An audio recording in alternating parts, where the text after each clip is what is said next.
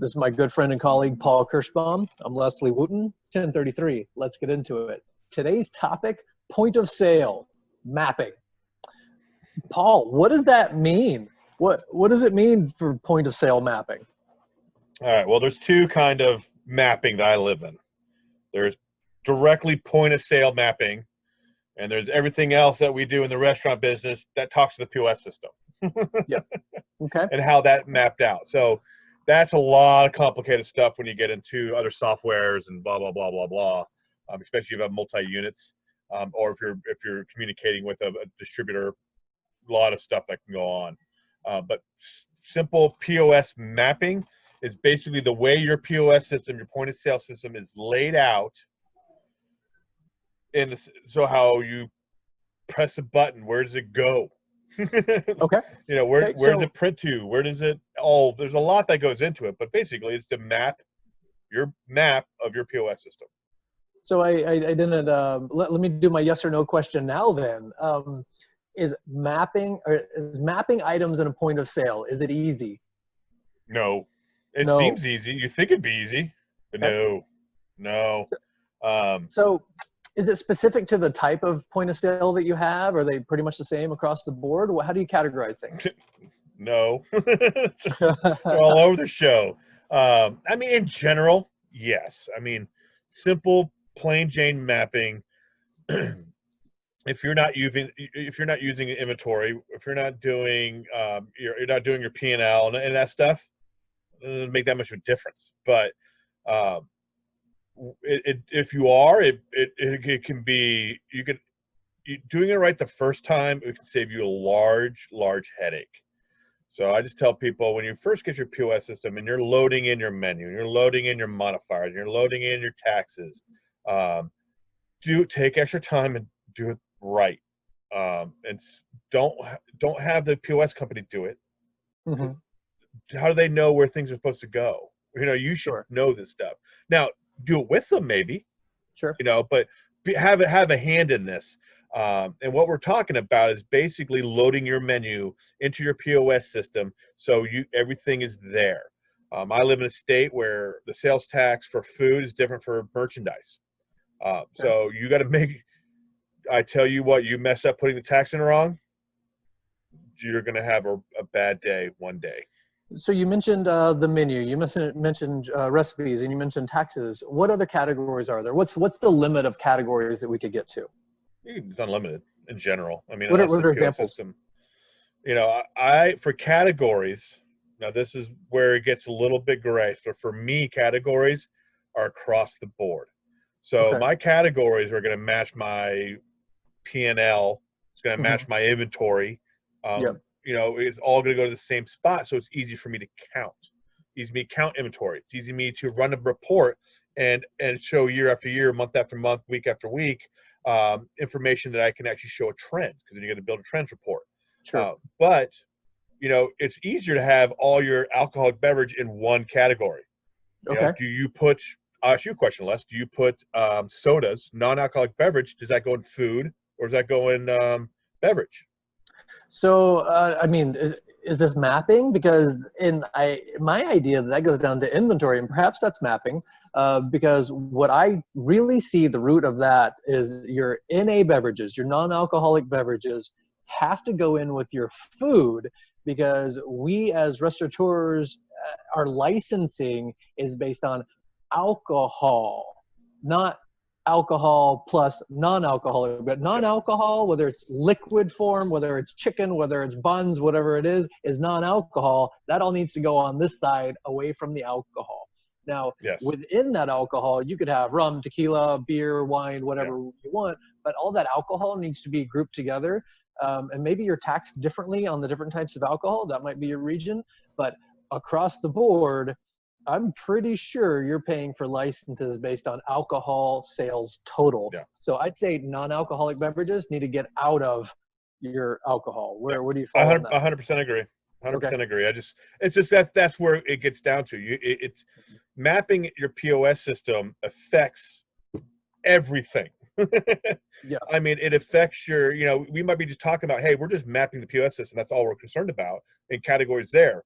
Well, those categories are going to reflect somewhere, and it's going to make your life much easier if you stay consistent throughout. That's kind of what I'm getting down to. Like, I don't care where your categories are. You can have 1,000 categories for all I care. But you just want to make sure they're consistent so it makes your life easy if and when you do inventory, if and when you work under P&L, or, you know, that those are the things that I kind of like when I hear mapping. It's a bigger picture for me, but it all comes from the POS system. That's where really it starts. Or you can, you know, follow what you've done in the past, but some people don't even do either of those two things. It doesn't matter. Okay. So any quick examples of how point of sale mapping contributes to improved inventory or even improved stock management? We talked about this before. Open food. I mean, that's the simplest way I can put it.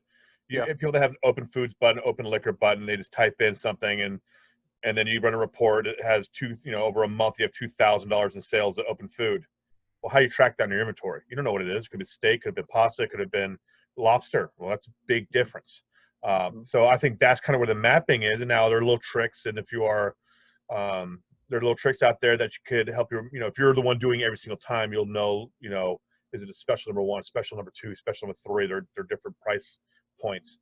Sure. And let's say your mapping's not completed and you got all of these open food or a lot of these sales that aren't pointed directly at something. You get a new management team in there for whatever odd reason, whether it's negative or a lot of promotions, whatever reason, you got a new management team in there that has to look at this, your inventory and your P&L and your PMEX, and you don't know what these items are. That's going to affect what they order. So they don't know that you needed to order XYZ pounds of shrimp coming up because you sold it as special, not as shrimp.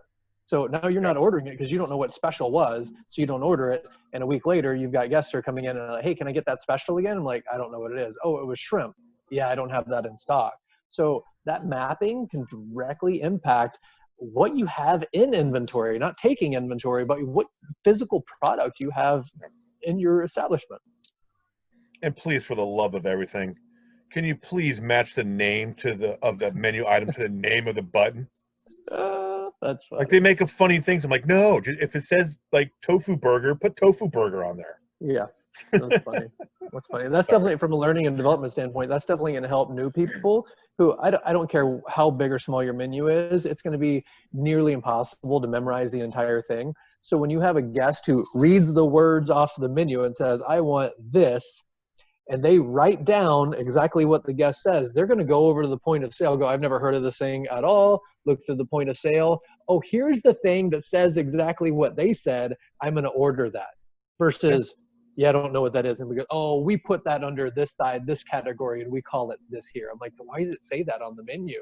Because this new server has no idea what that guest is talking about. Or when they update the menu and just put it like in a different category or move it around, like just do the whole thing again. Don't put the new menu items in special. Yeah, it's such a like a part of the business. Sometimes it's forgotten. Right. So help our audience understand how proper point of sale mapping can help the relationship and interaction between the front of house and back of house. You like that question? Does that just say right there? It is basically, it's almost like texting. There's no tone behind it. So you need to write it out. You need to spell it out. It's that simple. It's basically the communication, interpersonal communication, but it's verbally going back to the kitchen, telling them and calling a ticket. They're doing it through a system. So being accurate and being consistent it's imperative. I mean, it will, if you do it correctly, it will alleviate major headaches. Can you use point of sale mapping to improve the customer experience? Absolutely. Efficiency. You don't want to be in front of that computer too long. How many times you've walked into a restaurant, Les, that we've been in enough restaurants and you've seen a server just like this staring at the screen? Yeah. Yeah. It's like they can't find what they're looking for. A lot of the new functions nowadays, a lot of these cloud-based, and we can get into another discussion one day. But you know, these cloud-based ones, they have a search function. You can just type in burger, and it's going to type everything that has a burger will pop up. Yep. But being efficient, and that's where, you know, knowing what your brand is and who you are, you know, handhelds, if that fits, you know, if it makes it faster and you get the process faster, it's going to be more efficient and you're going to make more money. So is it possible to start some pre-work on organization before you've decided on your point of sale? Can you start this process before you've picked which point of sale you're going to use for your restaurant? Yes. I think one of the biggest conversations I have with customers or clients is what POS system they want. First of all, I'll never tell you which one to pick, ever. There's number one, there's no leverage behind it because every POS system doesn't fit everybody. And they're going to tick you off at some point. The POS system is going to fail. It's going to be on a Friday when you're getting smoked. And I don't want to be responsible. How much you paid for it or didn't pay for it. Yeah. Doesn't matter. So it's going to tick you off, and I don't want to be that. I don't want to be responsible. So I always, you know, I say, listen, make sure it matches your brand and what you're doing. You know, do you need handhelds? You know, do you need for it to run credit cards offline? You know, find 3 of them, and then that's why I kind of lead the horse to water. Say, hey, these are 3 good systems that might fit you. Do research on them, maybe add another one, and get some demos and see which one fits you. Because what they're going to ask you when you do a POS demos, or the first thing they're going to ask you is, you know, what reports do you want to run? Well, that's important, but you need to see if this thing fits you. If you run reports every month or every yearly or monthly or quarterly, whatever it is, some of these systems don't have information past 90 days. Okay. Yeah. Sanity, but I'm not going to say who, but there is a system out there. It's 90 days. And I remember I called them. I go, why don't you have reports I can get in hours? Like, well, you can. You just have to download them in 90-day chunks. I go, are you kidding me? Like, no. Like, oh, and then they got all the managers I talked to say they need run reports for 90 days. Like, yeah, but my tax guy needs them for a year. Yeah. Yeah. So that's good. So there's a lot of pre-work that operators, business owners can do even before they get a point of sale. Don't wait until you have the point of sale. Start it off. Start thinking about your categories. Start thinking about what is on your menu, how to categorize it, from recipe items to menu items to recipe ingredients to portions, whatever it might be, to alcohol to non-alcoholic beverage. Start categorizing from everything that's going to be in your building that you're going to keep track of, and how it's going to be put on a point of sale, whatever point of sale it is, before you get in there. And I love this point that you're making is, what kind of visibility do you want to see? What kind of reports do you want to understand? What are you expecting to get out of it? Go into the conversation about your point of sale, knowing what that is, so that you can prepare to get that out of the point of sale before you choose the point of sale, because it may not be able to do the things you need it to do. And even if it could run this report today, can it run that same report a year from now, so that I can look at year over year, or like you're saying, quarter over quarter, which may not even be an option for some people? Ask a lot of questions. And I'm telling you this from advice. I'm telling you this from big mistakes that I have made. Okay. People out there ask the question. One question never asked: how many logins do you have? I thought we had plenty. My other favorite one: how many job titles do you have? There was one company, they eventually have changed it, but it was owner, manager, employee. No. That's it. No. My kitchen had to sign in, basically. It pop up. They're like, why am I having all the tables pop up and all this? It was such a mess. Now they have changed that, but when it first came out, I was like, I called it, you got to change this. I'm telling you, please, you got to change this. I can only have three job titles. Wow. Those are great examples, like job titles going into it, reporting, categorization of your point of sale mapping. There's so much that's going to go into this. So we'll go back to the beginning. Like, is this easy? No, it's not. So why do we still need to do it? It's not going to be easy. Is it worth it? It's absolutely worth it. I mean, I know a lot of people say that they don't care, blah, blah, blah, blah, blah. It's just too much time. Like, if it's going to save you on the back end, it's going to save you a lot of money and effort. I mean, your time is money. Yeah, you're the owner or you're the manager. That is money that they spend on doing that. I mean, we talked about scheduling. I mean, Yeah. that, somebody spends a lot of time scheduling. That's a lot of money. And there's a lot of technology that can help you out there. And POS systems is one of those technology. It's not Right. cheap, but that's why you need to spend the time and make sure it fits what you exactly want. But it's like people that order clothes without knowing what size it is. You know what I mean? I need triple X. I'm a big boy. So, I'm not going to fit into a large. So these systems might be built for big operations. Some are Yeah. built for bowling alleys. Some are built for, event spaces. Some are built for pubs. There's so many out there. There's way more than there was a decade ago. Yeah. You know, ask a lot of questions. Even if I have a list of them, I keep a list of just questions that you need to ask them. As simple as, don't even, credit card processing. We haven't touched on that. Yeah. Do you already have a company? As if you're a restaurant, you already have a processing company, and you love them, you don't want to switch. A lot of these POS systems, you have to use their processing. So there's a lot of questions you need to ask. Gotcha. And you and I know quite a few things about the hospitality industry, and one of those things is how quickly it can change. This seems like a lot of pre-work that you got to put into a system, and the changes are inevitable. They might be weekly, they might be monthly, quarterly, yearly, whatever they are. How difficult is it going to be for operators to keep up with the mapping maintenance for the point of sale once it's been completed? We're going through that right now. So this last year, there's been some changes. For the people out there, to keep it really simple, there's two kinds of systems. There's a legacy system and there is a cloud-based system. Legacy systems are old school ones that are basically the brain is in the restaurant. You have the brain on premise. The cloud, it all lives up here. It's actually more secure here because it's automatically updated. The brain at your restaurant level isn't automatically updated. You have to do that. And then the problem is now there's this transition where a lot of these legacy systems are trying to get into the cloud game because they're taking over, and they're making you upgrade or your system won't work anymore. You might have dumped $30,000 into this or saying, hey, you won't be able to run credit cards unless you go to this new system. And you're like, I just dumped $30,000 5 years ago. So you kind of have to look ahead. If I give anybody any advice about POS systems today, which I rarely do, just go with the cloud system.